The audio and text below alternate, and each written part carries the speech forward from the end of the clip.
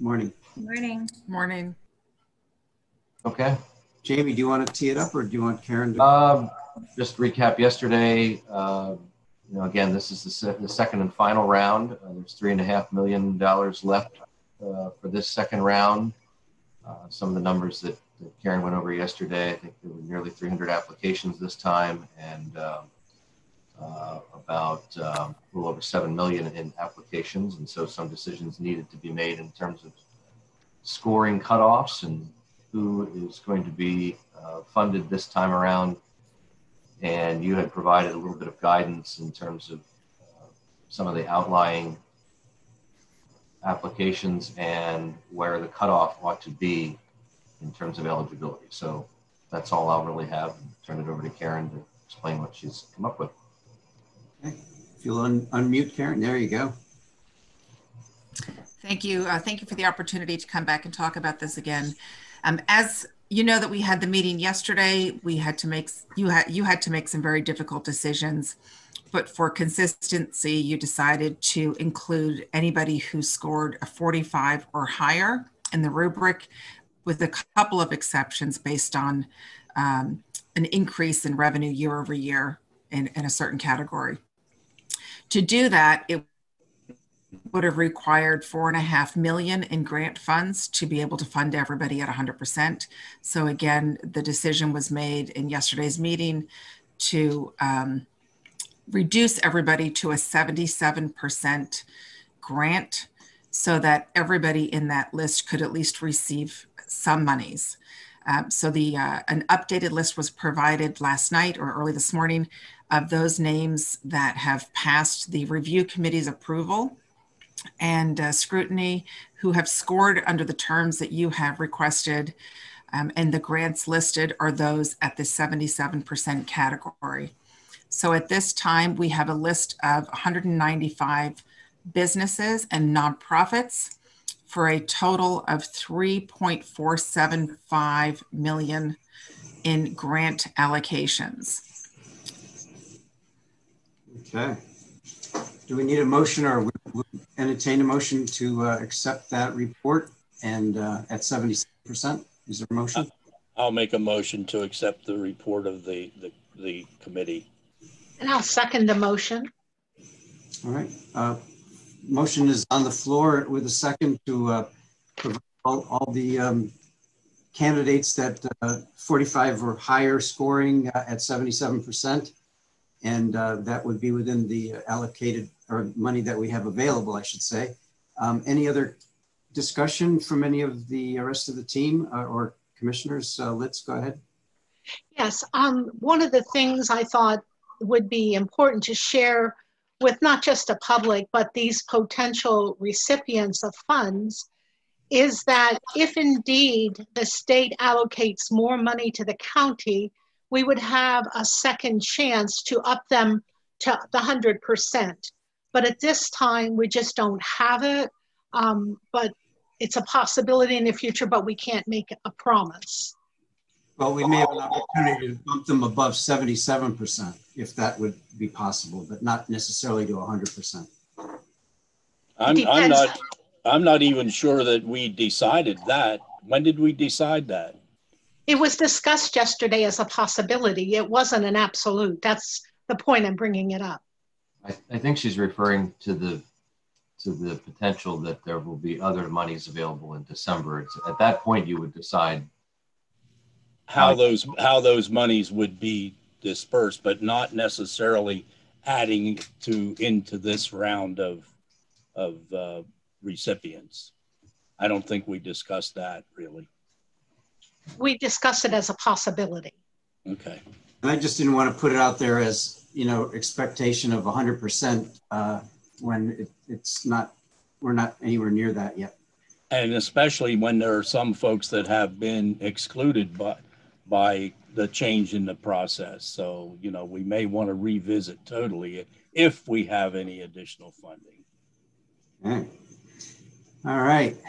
Anyone else from the panel? Thanking you all for your efforts again and the fast turnaround on this information so that we can get this money into the recipients' hands. That's it was a lot of work to put it all together, and we appreciate the professionalism behind it as we did in the first round. Anything else, Jamie, before? Before or after, doesn't matter. I can insert it here, but I just want the successful applicants to know, or the award applicants to know, that we will work as fast as we can to get these paid out. Dawn and the controller's office here, Dawn here in the office and the controller's office worked very, very well on the first round, and I think it went relatively quickly, actually quicker than I thought. It got a little bit of a slow start, but once it got rolling, they really came in. We'll need W-9s from the applicants and certain things, and we'll also filter these through the Tax Claim Bureau to see if there's any outstanding taxes, which we did the last time, before anything is paid out. So, did it take us 3 weeks maybe to get all of the payments out? Was it 3 weeks, or was it a month till the last one? Not sure. Dawn would know best. About 3 weeks. Yeah. So I just wanted to follow up because I don't think we mentioned that at the end of the first round. So now I'm a track record. And there is a hand up with Laura LeBeau in the audience if you want to handle that now. Well, yeah, or do we want to vote on the motion? It's your call. Oh, no, it has an impact. I don't think it would, but that's the pleasure. All in favor of the motion, please indicate by saying aye. Aye. Aye. All right, now we'll entertain questions from outside. Okay. All right, go ahead. Yes, Karen, I just wanted clarification, and I apologize if I missed it. So what was the outcome for those exceptional cases and those outliers like the Wolf Driving School and the other ones that you discussed yesterday?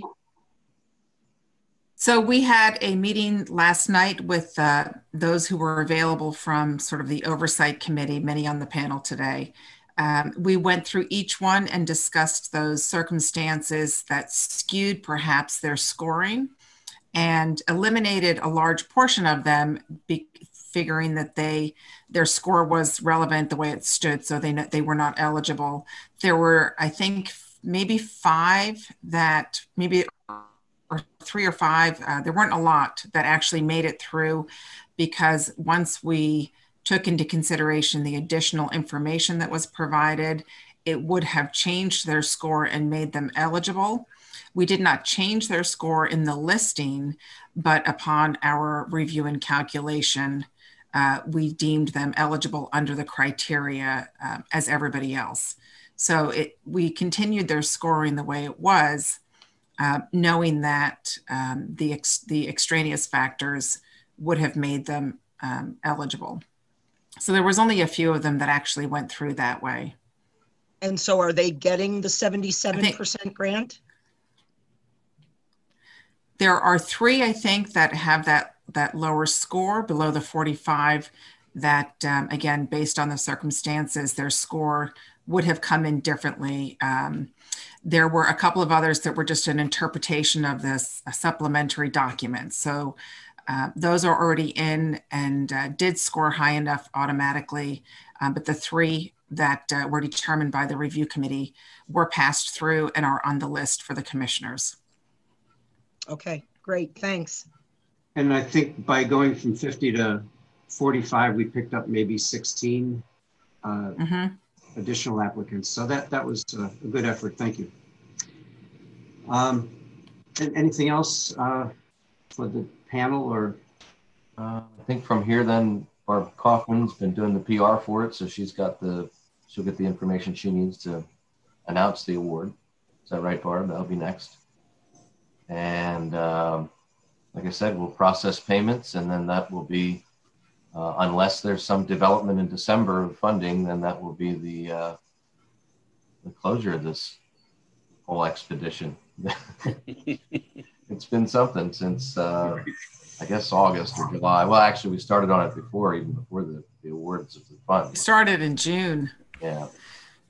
Well, thank you to all of you, because you have done a stellar job, and to see this happen in our community, and businesses helping businesses, and nonprofits helping nonprofits and tourism helping tourists. It just was really neat to see how everybody came together, worked together for the good of their fellow man. And it makes me proud to be from Lebanon County. Thank you all. Yeah, this was a great team. And I think I mentioned before, I speak with some auditors from DCED each month about our CARES funds. We submit a report and then they always have a follow-up call. And there are still counties that are behind us, but should have been ahead of us. They as you know, has been well publicized. We were late in getting our funding, and so we fell behind by about a month.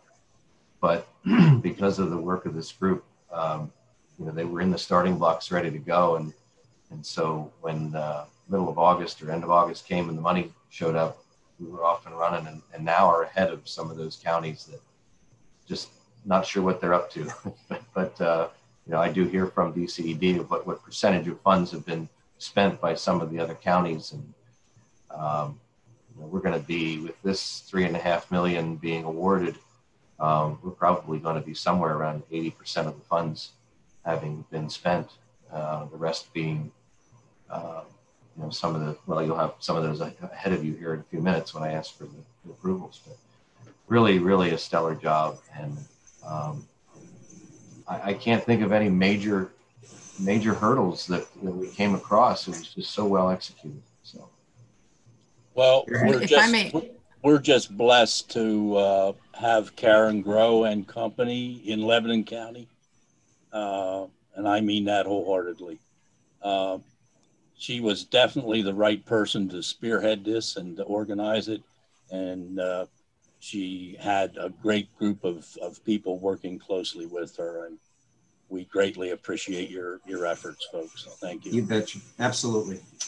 Well said. Thank you. And go ahead, Karen. May I add one thing in? Thank you, Commissioner. This is, I do need to say that this is a Band-Aid on the economic recovery of our county. While this may be the saving grace for many businesses and nonprofits, this is not the be all and end all. This is not that everybody walks away happy and says, oh, yay, look what we did. We saved everybody. We still need to continue a very strong effort for economic recovery. Susan Eberly and the Lebanon Valley Economic Development Corporation is spearheading an economic recovery plan.